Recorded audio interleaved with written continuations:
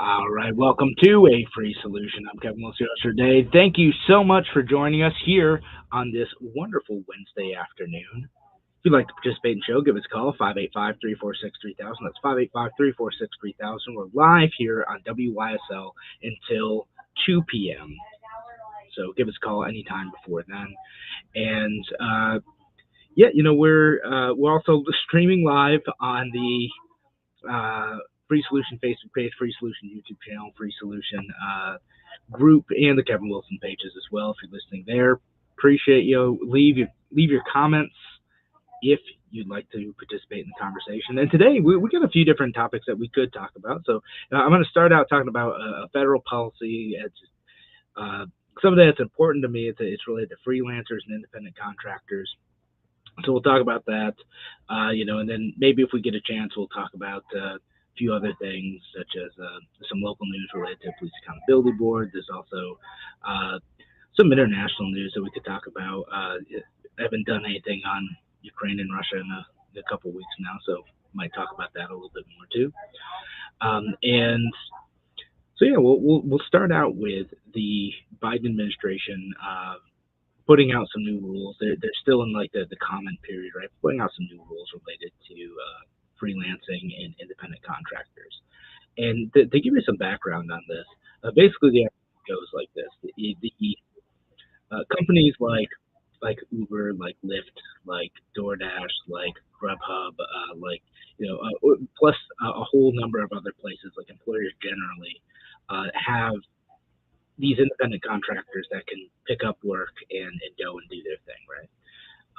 And the accusation from labor folks and from the Biden administration, from folks in California who've criticized this type of employment arrangement, is that it ends up taking advantage of the employees who participate in this type of program. That these contractors who get involved with these companies are effectively doing the work of employees, and employers are just getting away with not giving employees consistent hours, with giving them benefits, and other stuff associated with being just a regular full-time employee, right? And including like having their taxes taken out in their payroll, all that type of stuff, right? And so that's what the accusation is. So to crack down on what these folks legitimately or not see as a way to circumvent the employment system and to circumvent giving employees benefits and consistency and all that, they want to add in several new tests to determine if someone is actually an employee versus an independent contractor. Now, this is something that's newer at the federal. This has already been a thing at the federal level. It's just an expansion of a test that already existed. There's a rule that was in place from the Trump administration that we'll talk about in a sec. But this is something that's been going on at the state level for a while too. There's rules and definitions within New York State. There's rules and definitions within in California that I had to get to know at one point in time. And yeah, it's really interesting to see how it plays out. I mean, in California, they have this AB5 thing, right? If you hire someone, they have to go through a series of tests, and those tests include things like, is this employee doing something that is also, or is this contractor doing something that is done by other regular full-time employees, right? So if you have like other employees at the organization who are doing this thing, and they're doing some work for you full time, then they should probably be an employee, not an independent contractor, right? And there's other tests like, were they doing this as an independent contractor? Were they doing this work as freelancer before this, or were they doing something else and now you've hired them as an independent contractor for a job that would otherwise be considered an employee, right? And can they control their own hours? Which I think that's a fair one, right? Like, are they evaluated on whether or not they show up and work 9 to 5, or are they evaluated on whether or not they get certain things done, right? Like you have certain deliverables you need to get. Like I work in digital marketing, you need to get this image created for us by this time. Okay, that's a deliverable, and what time you work on it is none of the company's business. If you want to go and you feel like you work best at 3 a.m., that's your prerogative, as long as you have that thing done by the date that you promised deliverable, right? And a lot of people like that arrangement. Again, I've worked in digital marketing. I've been a freelancer before. I've had contracts with companies where I might have a deliverable on like a set of ad campaigns and assets associated with those, right? And I like that, because again, if I want to go and do something in the middle of the day, like go on the radio, I want to meet up with friends or whatever, I had the flexibility to be able to do that when I was a freelancer. I could go and just do those things whenever I felt, as long as I got the stuff to my client when I needed to do that. And it would have been absurd to do that with as an employee. It wouldn't have made sense for those organizations to hire an individual employee. They couldn't afford an agency for the work that I did, so I contracted with them as a freelancer. It was an arrangement that made sense. And that sort of arrangement is something that's a little under attack. Again, there's a pretty clear definition. If you have a whole bunch of different clients, it's pretty clear where you're an independent contractor, you're a freelancer, you can make that thing, hey, I'm doing this as a business, not just with one employee, but with a bunch. It gets murkier when all of your revenue or most of your revenue is really coming from one source. And that's what this aims to crack down on, right? Is that those folks like the Uber drivers, the Grubhub drivers, the DoorDash folks, any of those type of like independent contractor jobs. And then again, there's some organizations too, some employer organizations who like say, hey, we're gonna contract you for 30 hours a week. We're gonna keep you on retainer and do your thing. And at that point in time, are you just an employee? And again, the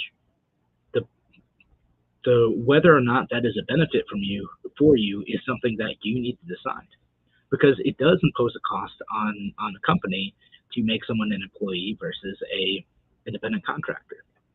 Independent contractor, you just 1099, you get them the money, and then how they pay their taxes, how they do all that stuff, how they manage their benefits, that's all in them. They get to figure that out, and then you don't have to again have that person show up in an office necessarily. Maybe you could use that, but you don't have to keep track of their time. All you gotta do is you're paying them on the deliverables.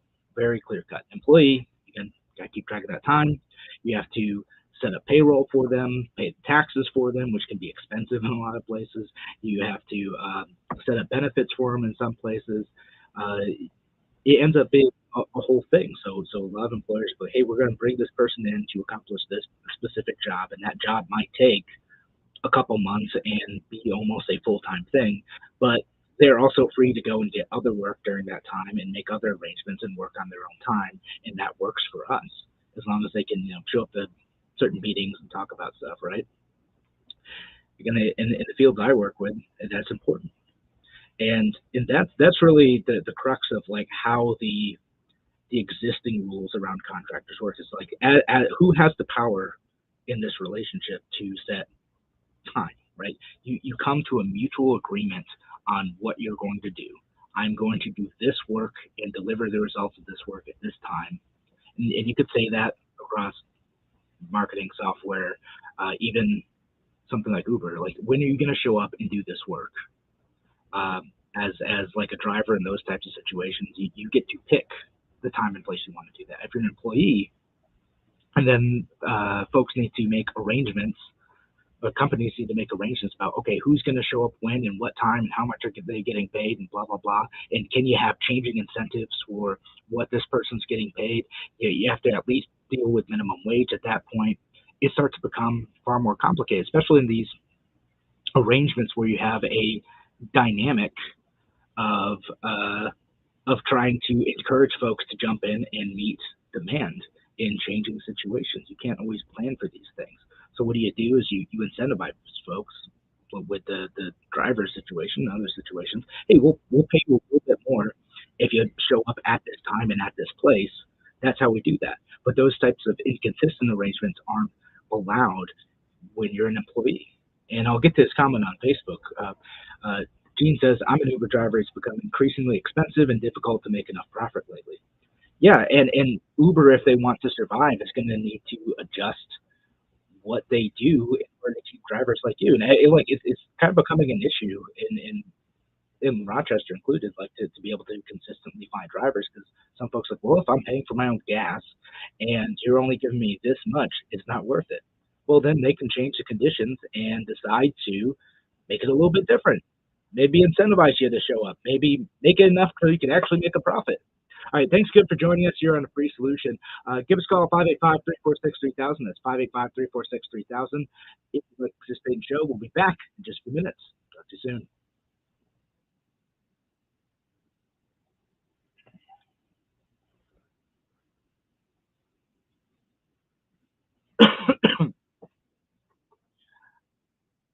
All right, folks listening online. I'm still just doing my mic today. So you're going to just hear me during the breaks. If we get a call, I put it in the comments. Go to WYSL1040.com. There's a live stream there, and you'll be able to hear both sides of the conversation. But for whatever reason, my sound card does not like me using the virtual cables anymore. I don't know what changed. Some sort of update, I guess. Can't get both sides and haven't figured it out. But in the meantime, if I do get a call, go to that website. You can listen there to the post mix, and or you can hang out here and leave comments. Do your thing. Appreciate y'all listening today.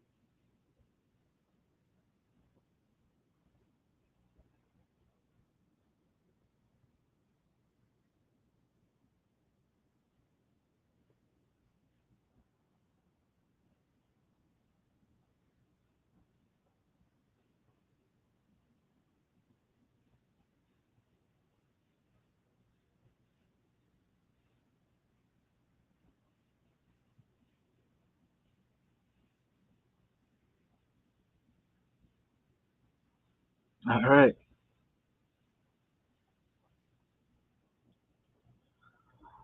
Welcome back to A Free Solution. I'm Kevin Wilson for today. Thank you so much for joining us here on this beautiful Wednesday afternoon. Sounds like we have a caller on the line. Keith. Keith's on the line. Hey, Keith. Welcome back to A Free Solution. What's on your mind?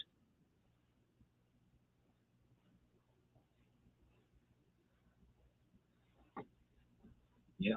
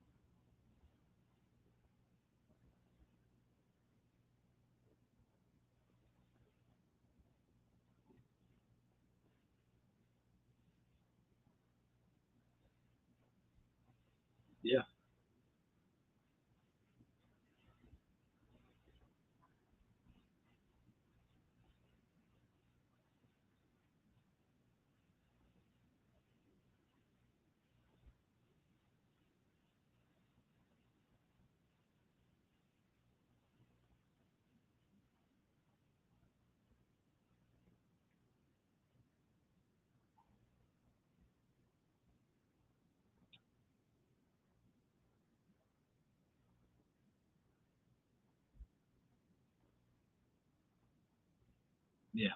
No, Keith, you make a lot of good points on that. Again, it's trucking, it's marketing, it's driving, it's all sorts of stuff, right? And in the trade school thing, like we do in New York have like a network of trade schools that students can take in high school, like they do like BOCES programs, right? Like it's a thing that exists.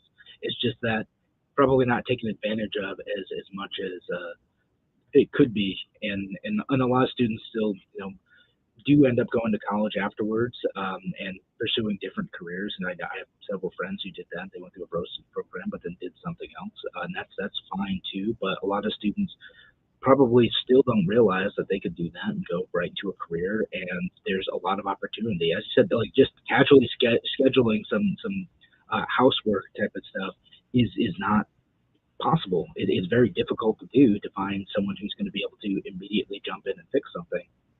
There's such a demand for this type of work out there, and unfortunately a shortage of that. And that could be an interesting thing too, right? It's the same sort of thing where you do have some folks who work with contracting companies who might be independent contractors who get brought in when there's extra work, and it's going to be interesting to see what type of arrangements end up getting upended by this type of regulation too. It's unintended consequences of this regulation, and I say that all the time. It doesn't matter if the intent of this is to protect workers who might not get overtime protection. Sometimes the actual result of that is to make it more difficult for workers to be able to connect with employers who may not want to hire them full time, but only want to hire them part time. And as an independent contractor, they're working for multiple places. That's fine. That's an arrangement that makes sense for them. And this could create lawsuits, could create some difficult situations, or not even it doesn't even have to be lawsuits, just worry of lawsuits. Employers who will get conservative because they're like, actually, I don't want to touch that, right? I that comes a little bit too close to the line, and I want to get sued if I'm wrong. I want to get in trouble for that. I've seen it happen before. Anything else to add there, Keith? If you're still on the line?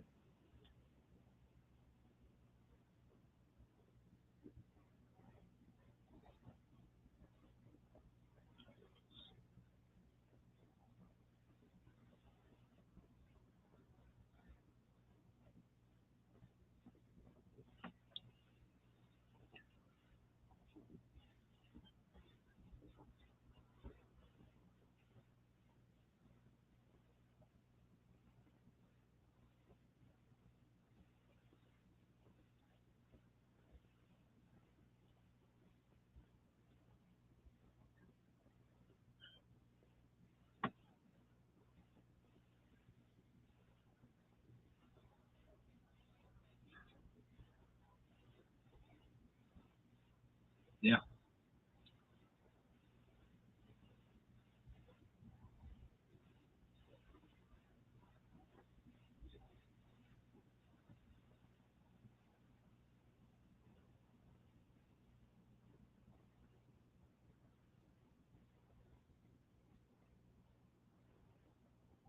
Yeah.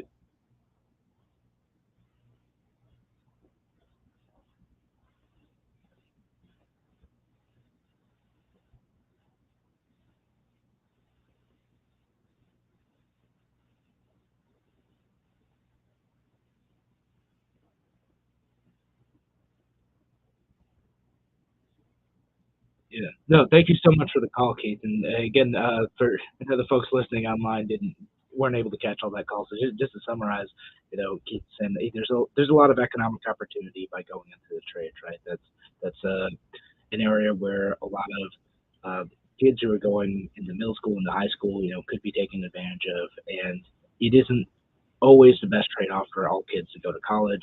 And I've talked about this on shows before. Tim and I did a couple longer shows on this too on our Thursday evening show. Yeah, no, that is a great point. Again, it's not always if you go to if you go to college and you get a very narrow specific degree and aren't able to effectively apply those skills elsewhere, you're probably not going to be better off, especially since you have the opportunity cost of not working those first 4 years after college. You have the opportunity cost of not being able to save and invest because you're paying off your college loans. There's a significant trade off there. I think in some situations, if you plan it right, college is still absolutely worth it. But again, there's a ton of opportunity in some of those trades right now. And that's worth taking a look at if you're a young person who's just getting started with their career. And Keith has also brought up like the idea of truckers too. I didn't touch on this enough in the first segment, but like specifically independent contractors for like trucking and logistics. That is a huge part of how our stuff gets to stores right now, right? It's not always just trucking companies who have employees who work for them and do their thing. They fill a lot of gaps with independent contractors who may own their own rig and are able to make sure that these trucking companies can effectively deliver on the contracts and making sure that these docks are able to effectively unload all the goods, that there's enough stuff there. And that's a big problem in California right now, where it's a little bit unclear if some of these independent contractors who are working with trucking companies who are contracted to unload some of these docks in certain places are going to have to be treated as employees instead of independent contractors now. And a lot of them just they don't want to they don't want to do that. They don't want to be employees. They don't want to be tied down to any specific organization, even if they're getting the majority of their work from one place. They want the flexibility, the freedom, the option to go elsewhere if they need be, and then still not burn that bridge and still take some jobs and contracts with other folks. So that's again, I don't know what everyone's situation is. Joe Biden certainly doesn't know what everyone's situation is, and not even the companies and the employers know what everyone's situation is. That's the good part about allowing freedom, right? Is that you cannot possibly know. There's a knowledge bug. You cannot possibly know what is the best arrangement for all people. You can recognize that there are situations where employers take advantage of folks who are naive or unaware of what their freelance situation means for them and what they're giving up by not being an employee. It certainly could happen. But by creating too big of a prohibition on these sort of arrangements, they end up making life difficult and worse for folks. Again, so many, like every single industry, it just in some respect has someone who does this sort of thing for them. There are all sorts of vendors and contractors and whatnot who might get caught up in this, and the process of hiring a full-time employee just wouldn't happen. It would just mean that some stuff just doesn't get done. That employee never gets hired. That work never happens. That value is never delivered. It's again, this is what government does all the time. Good intentions do not necessarily mean that you're going to have good consequences.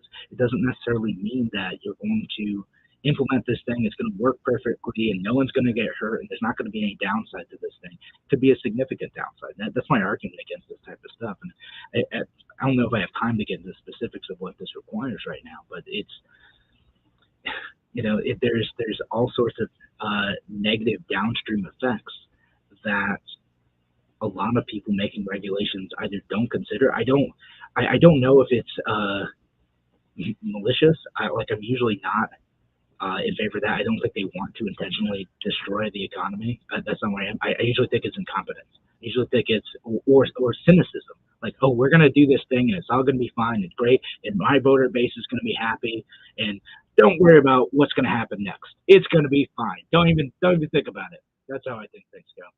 All right, thanks again for joining us here on A Free Solution. We'll be back in a few minutes. Give us a call if you want to participate in the show, 585-346-3000, 585-346-3000. Talk to you soon.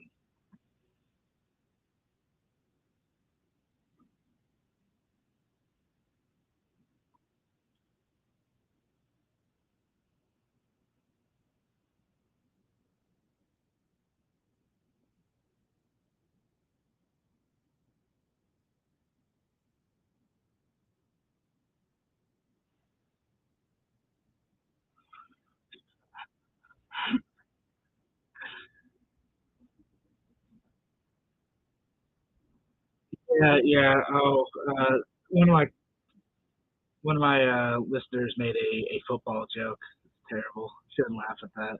But it's a Biden Devontae Adams handshake meme attacking freelancers. I don't know if you saw that. Yeah, Devontae Adams like just tripped through a guy. Well, not through, like pushed him down. It was, dang. Is that the Raiders Chiefs game?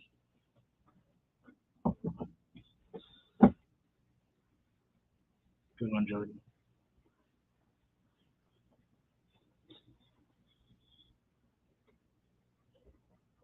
I didn't hear that. Yeah, yeah. Hmm.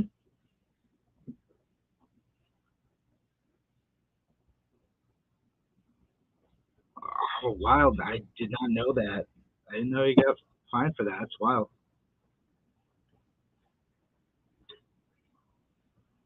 Yeah, people are accusing him of faking. It's funny. People are accusing Josh Allen of faking that. There's just trying to get a free foul. Terrible. Yeah,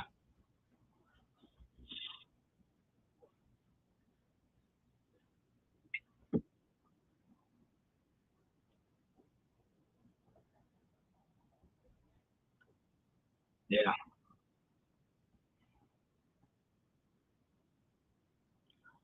yeah. That's a dumb move.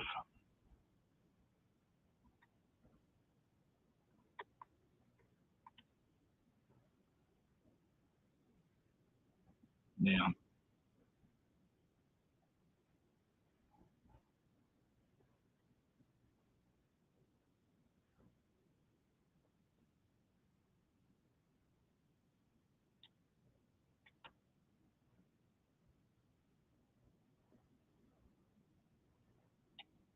hmm.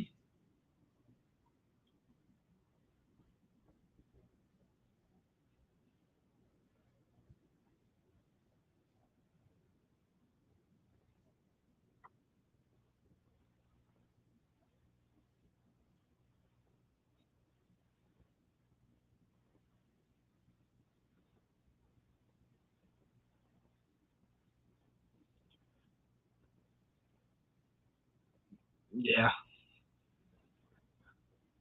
Well, you just got to try things, right? That's what you got to do is just jump in and figure it out.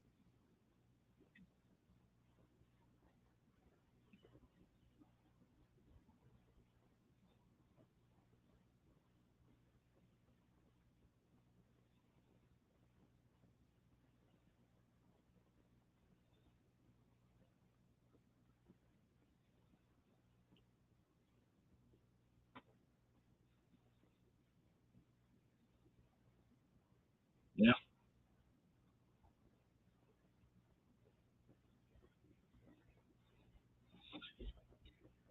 No, that's interesting.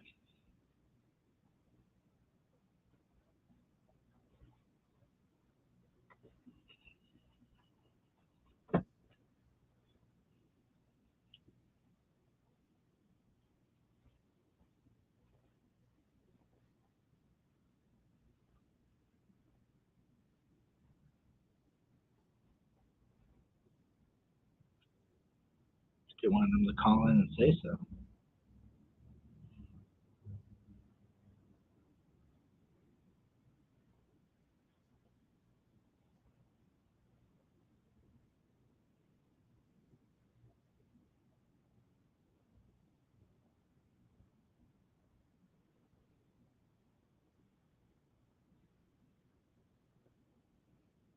Hmm.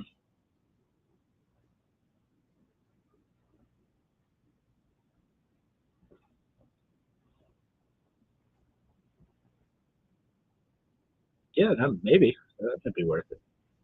Yeah.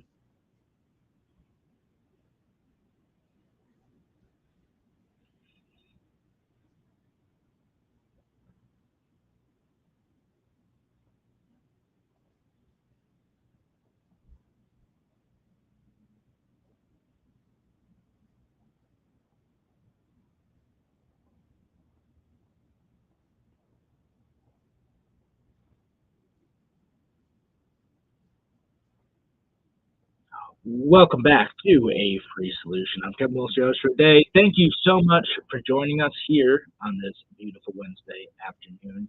Give us a call, 585 346 3000, 585 346 3000. If you'd like to participate in the show, we're live here on WYSL until 2 p.m. Of course, thank you to the folks listening online the Free Solution Facebook page, Free Solution YouTube channel, Free Solution group, and the Kevin Wilson page and Twitter account. Wherever you're listening today, appreciate y'all being here.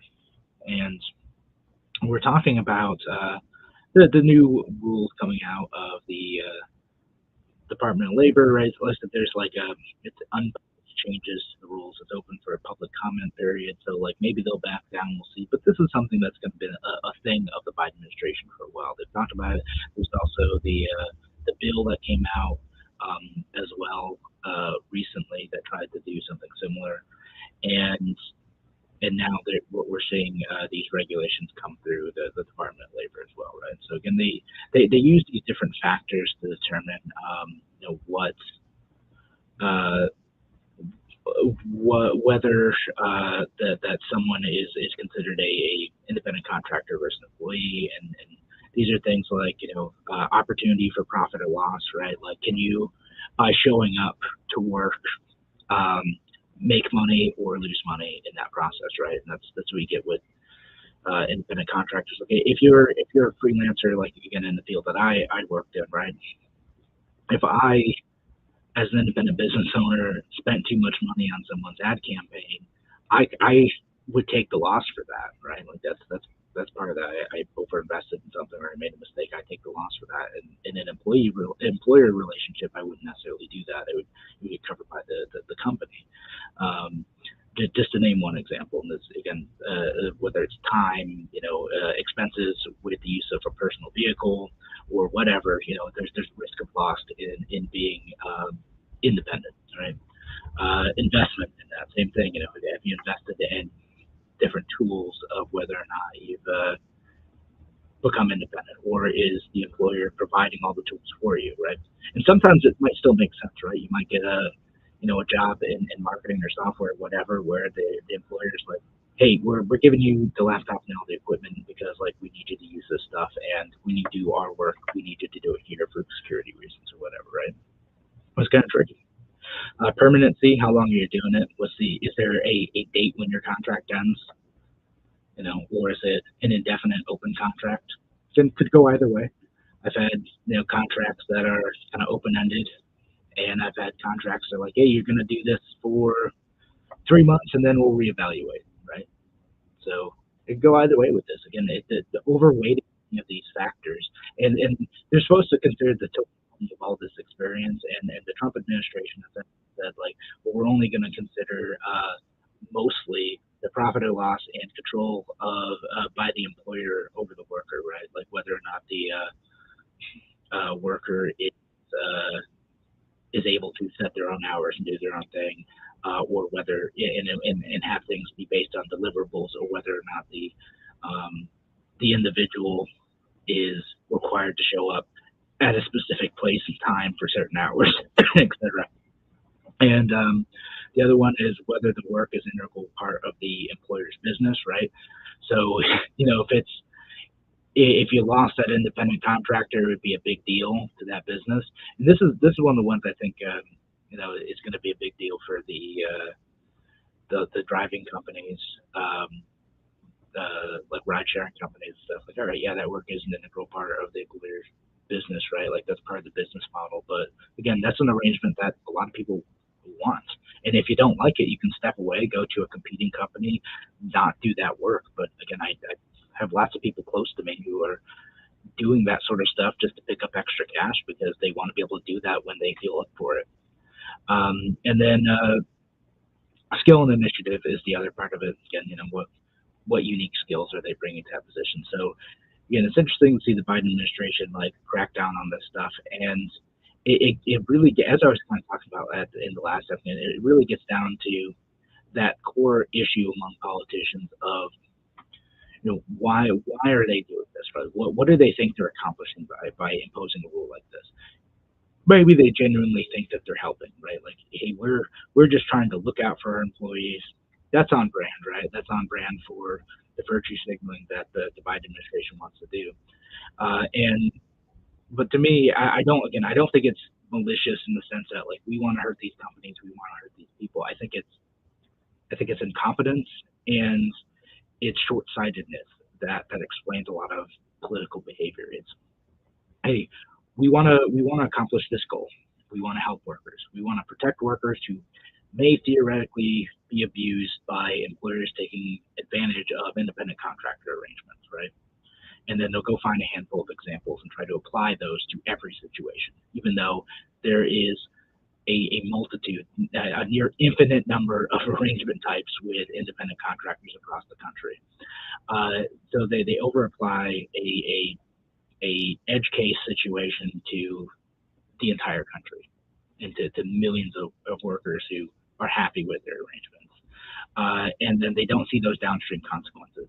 They think they're protecting workers, but a lot of times, again, it's people who are, are moms who are people who have found it difficult to get other full-time work. It's people who like their independence and freedom. Those folks are going to get hurt by this.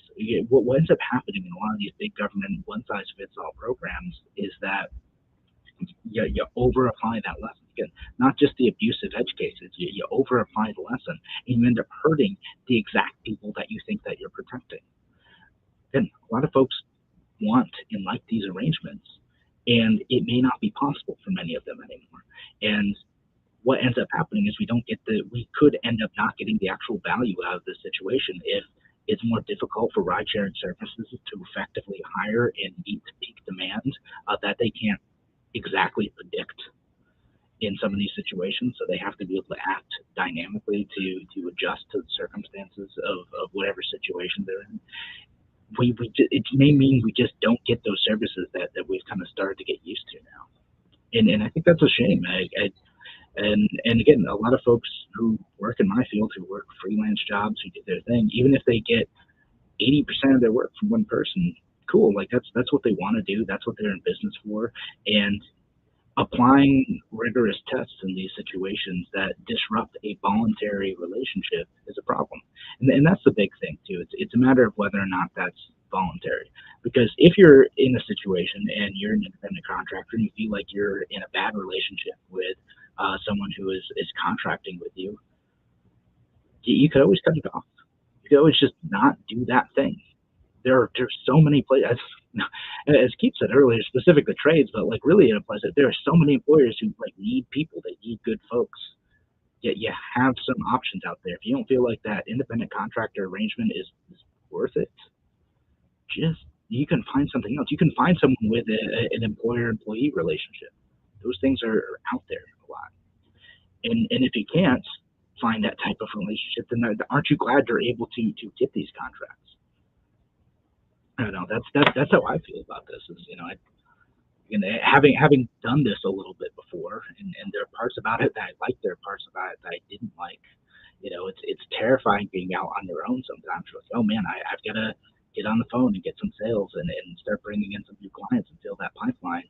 Otherwise I'm not going to make enough money to pay my bills. That can be tough. That can be terrifying. But a lot of folks love it, and it works well for them, and they have like the flexibility to be able to live the lifestyles that they live in. And I think that's going to be part of what the future looks like. If the government doesn't interfere with this, it's going to be a lot more ad hoc employee relationships with different companies. The companies like it, a lot of individuals like it. And again, if you don't like it, there are folks out there who can have that arrangement that you want. But if people are trending this direction because they want the flexibility and the freedom that allows them to do what they want to do, then why interfere with it? Why interfere with it other than trying to score political points with your base, which is what I think this gets back to, is they're trying to get their base excited for the midterm elections. I think it's a lot about that. Just, hey, this speaks well to unions who are very much in favor of regulating independent contractor arrangements because that doesn't benefit them. It's something that progressive Democrats, folks on the left who are different types of labor advocates really want. Again, despite the fact that the workers themselves in many situations like these types of arrangements, it's what they want to do. But it gins up your base, it gets folks excited, and hopefully they'll show up in November is what I think the Biden administration is counting on with moves like this. Hate to sound cynical about it, just as what I see here. All right, so I think we're gonna close out that topic unless we get another call. I'll move on to so if I want to talk about a local issue or international issue. Both extremes here. But give us a call if you want to participate in the show. Weigh in on this, especially if you are have thoughts on being an independent contractor. 585-346-3000. That's 585-346-3000. We'll be back here on a free solution in just a few minutes.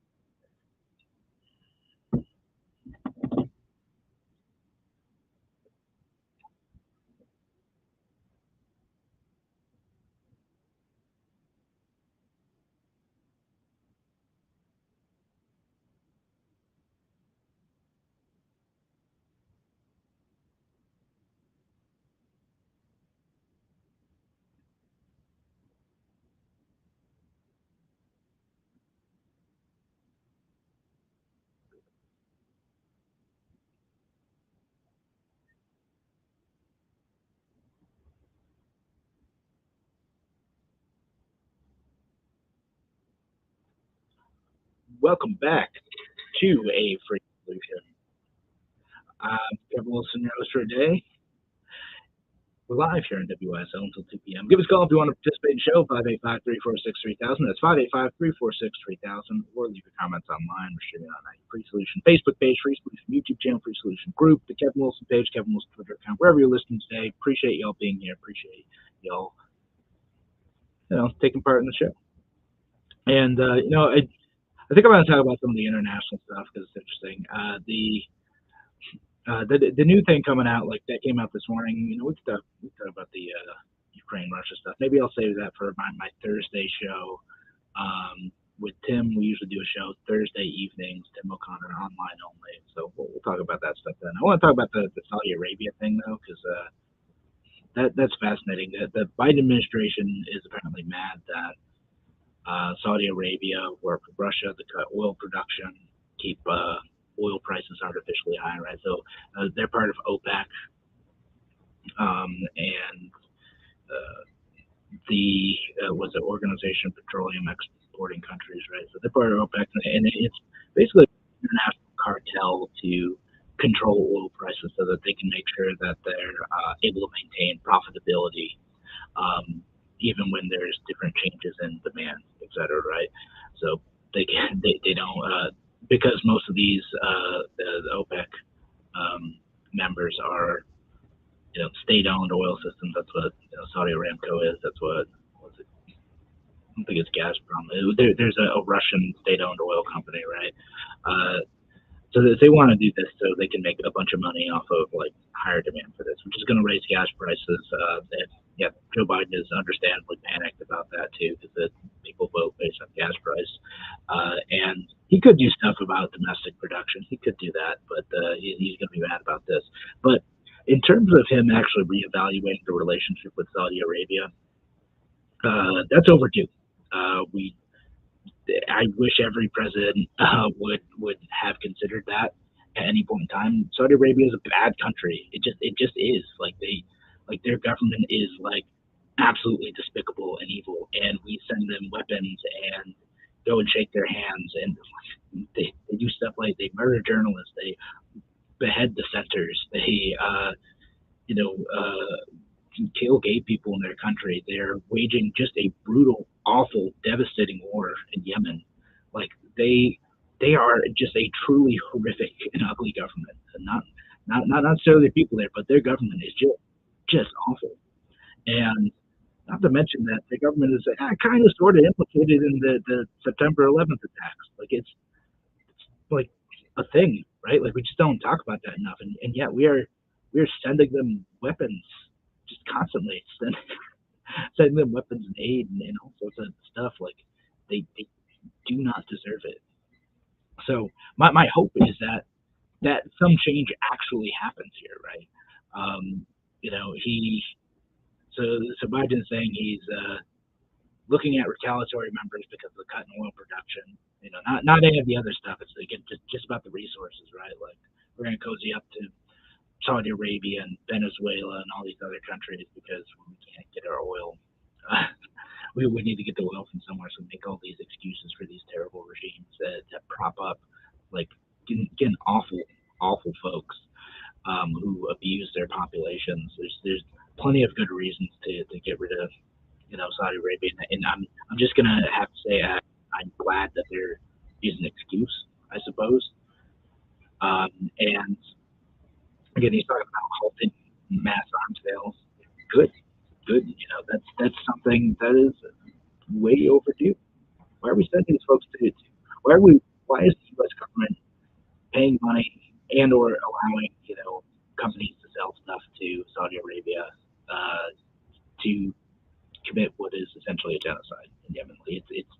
It's a bad situation over there, and there's just blood on the hands of so many American presidents right now because of their kind of complicity in that, because of their willingness to look the other way when some of this stuff is happening, to be buddy with folks as part of getting oil. And I know I don't want to exactly pay more for gas either. But I said the same thing about like Russian natural gas and oil and stuff like that. There's a trade-off we have. Like either we need to find different ways of doing this thing. Well, really, like we need to find different ways of supplying energy needs. And I'm fine with the idea of importing foreign oil. Like I have no problem with American companies buying from Canada. Like that's fine with me. But when you're specifically propping up the governments of some of these nasty countries like Russia and Venezuela and Saudi Arabia, yeah, like I don't like that. I don't like that. That's where folks feel they need to go. There's complications with corporations making their own deal and that world supply of oil and things like that. But if we can get the stuff in different places in the meantime, right? There's different places in Northern Europe, Canada, within the United States itself, where we can and ought to be getting supplies of oil, and then moving away from that as like an energy source too. This isn't a green argument. This is like a nuclear power argument too. Like, hey, if we can not burn oil and switch over to nuclear situations, if we don't, you know, if it isn't profitable to make arrangements to buy natural gas from other places, great. Let's get it here and then like move off dependence in the meantime. Sounds like we have a caller in line though. Charles from Henrietta. Charles, doing great, Charles. What's on your mind?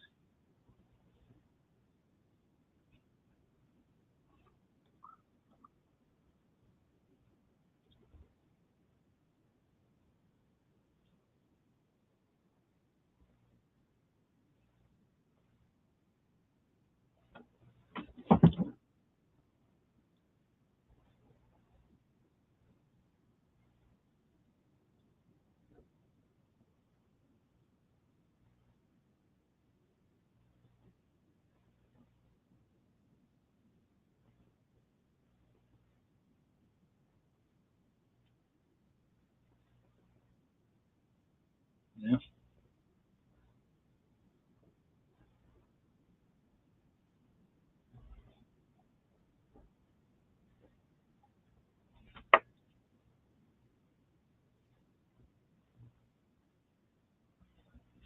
So the book is what the emperor wears no clothes, and you're saying that we could supply a lot of the like the energy needs that by oil. So like a bio, for instance, from hemp. Yeah. No, I mean that might be possible. And smarter folks than I are working on it, and would be an interesting if we have an alternative that we can grow here, make commercially viable, and the government won't shut down for ridiculous moralistic reasons. Like, yeah, I'm all for it, right? Like, again, anything and everything as long as doesn't hurt people or take their stuff. That's kind of how I approach these issues. Um, yeah, anything else to add there, Charles?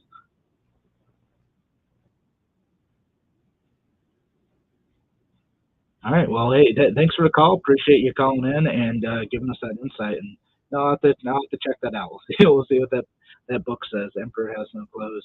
And yeah, again, yeah, that's one of the other things that we could do. To Charles's point here is there's biofuel technologies, other things like I think there are good economic and national security reasons to move away from oil dependence, right? Like again, we have a lot of our economy structured around this. Like setting aside the environmental concerns, which is like its own thing, but setting aside that, like there are opportunities for us to be able to provide energy needs in a different way. And if that solution that Charles talked about is commercially viable and we're able to do that effectively and provide for a significant portion of American fuel needs, and we the one thing America is very, very good at is farming. We're good at doing that stuff, and you could get to the point where it becomes like its own sort of export, right? If you build the industry around it and it's effective and it makes sense to do so, people can make a profit off of it. Cool, that's great. Let's let's find a way to do that, and I just imagine that there's probably a handful of regulations that are making that more difficult and expensive to do, and we'll need to figure that out. But if politicians want to be serious about solving problems, it's like I said, as I said, the anything and everything thing. I can tie this back to the independent contractors. Politicians don't always know exactly what the solutions are. And I wish more of them would be humble enough to think that they don't have to pick the one size fit all solution to address all of our issues. They just have to allow people to exercise their liberty. They have to allow freedom, and given liberty, creative folks who know things that no person in government could ever possibly know, that just have a different set of experiences and knowledge and resources, can create amazing, amazing things. But we need liberty to do it. Thanks again for joining us here on A Free Solution. I'm We'll be back on Monday. Have a wonderful, wonderful week, folks. Take care.